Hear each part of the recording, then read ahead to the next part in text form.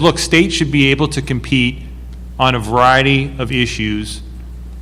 Who can provide the best goods or service at the lowest cost to taxpayers? That is what our founding fathers thought they were designing when they wrote the Constitution that they did write and that was ratified 226 years ago. And so what we believe is that we've got to get back to the system that served us so well for so many years, where states did compete over an enormous area of issues for who could do this, because this is what, we the cover of the report, there's copies out there. You can find it on libertyfound.org if you want a PDF version. But we were very intentional about putting sprinters on the cover, because competition has always made America great. We strive, whether it's the football game on Saturday, if it's college Sunday, if it's pro, it's the Olympics that are coming up every couple of years, winter versus summer.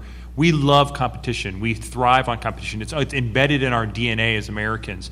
And so our view is we should have robust competition among the states, because that's how all boats rise.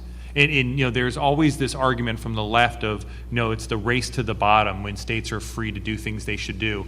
And they have exactly wrong, because it's through this process of what we call the laboratories of competition that states can show what works and what doesn't, and through that process force other states to reform.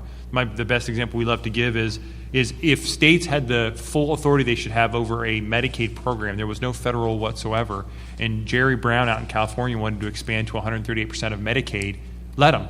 But let's make sure Californians are paying for 100% of that cost, not South Carolinians or Ohioans by federal tax charges, right?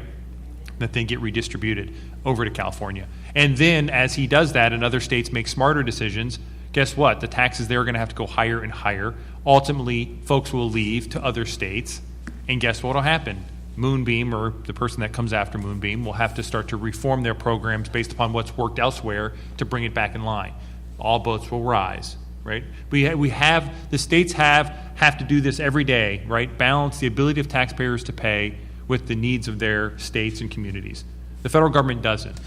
It doesn't do that. It just deficit spends, it adds to the debt, and it's essentially the Santa Claus, and that doesn't work well for our system. It increases our federal tax load and the debt on our children and grandchildren to a rate that we can't sustain.